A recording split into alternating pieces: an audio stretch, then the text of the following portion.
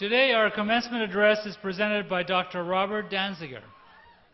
This Carmel resident received an honorary Doctor of Fine Arts degree from Cal State Monterey Bay in September 2011 in recognition of his accomplishments as a musician, inventor, and sustainable energy pioneer. Welcome, Dr. Danziger.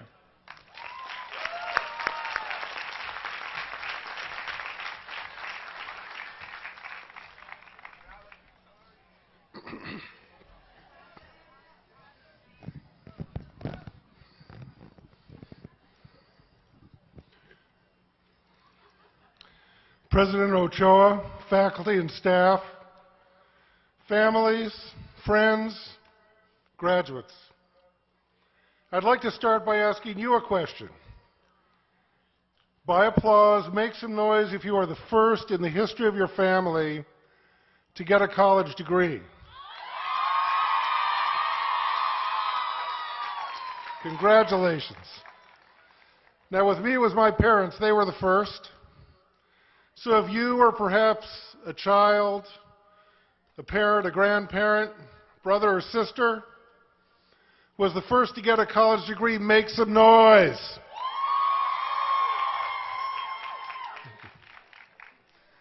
Ladies and gentlemen, we all have ancestors from hundreds of years ago who were slaves or serfs or refugees from war and famine.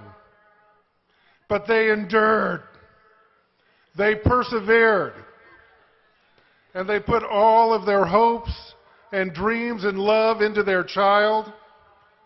They prayed that one day their blood and passion would beget a descendant who would rise above their circumstances, hoping that for the first time someone would have the chance to lead their family to accomplishment, to safety and sufficiency. If there is a heaven, they are there now. Ladies and gentlemen, dear graduates, you have accomplished much and earned the right to stand proud. You have. In addition, at this day, on this hour, after hundreds of years of waiting and hoping, when your name is called and you walk across this stage and receive your diploma, your ancestors' dreams have come true. For all of you, their hearts are glad, and they can now rest content. Finally, every sacrifice they made, every oppression they endured was worth it. When I was sitting where you are today, I was asking myself, how am I going to compete, measure up against the people who have graduated from the elite schools? I went to a small regional law school while working 2 jobs and studying alternative energy. Through luck, I was offered a job at Jet Propulsion Laboratory, which had more triple PhDs than any place in the world, and almost all of them from the elite schools. Leading deep space work for the United States, like the recent Mars landings, they were forming an alternative energy think tank, and I was to be part of it. One of our jobs was predicting the future as it applied to energy and environment. The dean at the school had some sense of what I was getting into, because I didn't, and called me into his office. He said, when one of these guys is predicting the future or telling you the nature of the universe, if they're not floating 6 inches above the ground, it's just an opinion. He told me my opinion was as good as anybody else's, and that was really great advice, which I share with you today. Thank you.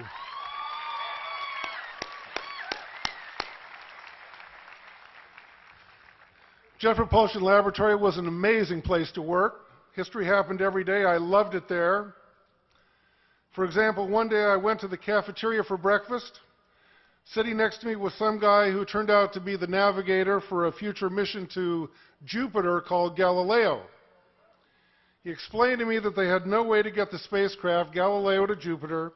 They were stymied because their older solid fuels could no longer be used for interplanetary space missions, and the new liquid fuels weren't strong enough. I was eating oatmeal.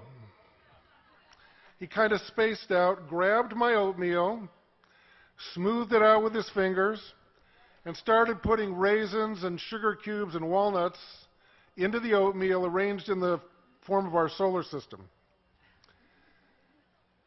Then he started drawing in my oatmeal while spacing well off into his own thoughts. He drew some circles around Earth, which was a raisin, and he explained that you couldn't go fast enough in orbits around Earth and slingshot to Jupiter. His finger sent oatmeal flying towards me in a walnut that was the sun, and he said, "The orbit's not big enough." Then he started muttering to himself. But you know, if we made the orbit all the way between Venus, a sugar cube, and Earth, the raisin I mentioned, we could build up enough energy to get to Jupiter. He was very excited. He was drawing circles, and oatmeal was flying everywhere. It was literally dripping off of me. He got really excited, jumped up, and ran away, ran from the table. And believe it or not, that's exactly what they did. They called it Vega, for Venus, Earth, Gravity Assist. Orbiting twice around Venus and Earth, Galileo slingshot 500 million miles to Jupiter. And it all started in my oatmeal. Thank you. Who knows what would have happened if it had been cream of wheat or Cheerios? We probably would have ended up at Saturn. Ladies and gentlemen, I had a ringside seat to history on that day, and many would have been very surprised. I was a funny kid, a giant kid. I was the biggest person in school from the second grade on, and was never in a room with someone my size for over 30 years. Starting at the age of 2, maybe earlier, I was told thousands of times, I was going to die soon because of my size, and that I had neither the skill or the smarts to make a mark in life. Add to that a back broken when I was 18.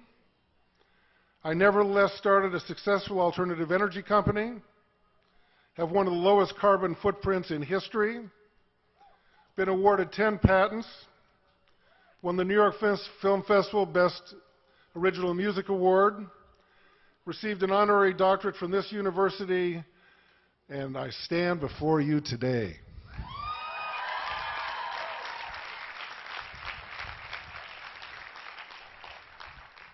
I, and indeed many of you, probably all of you, were told we were not going to make it. Almost everyone here today has been hit, rallied, and redeemed themselves, everywhere up there and everywhere down here. And at this time, I am delighted to note that we were right, and those who doubted us were wrong.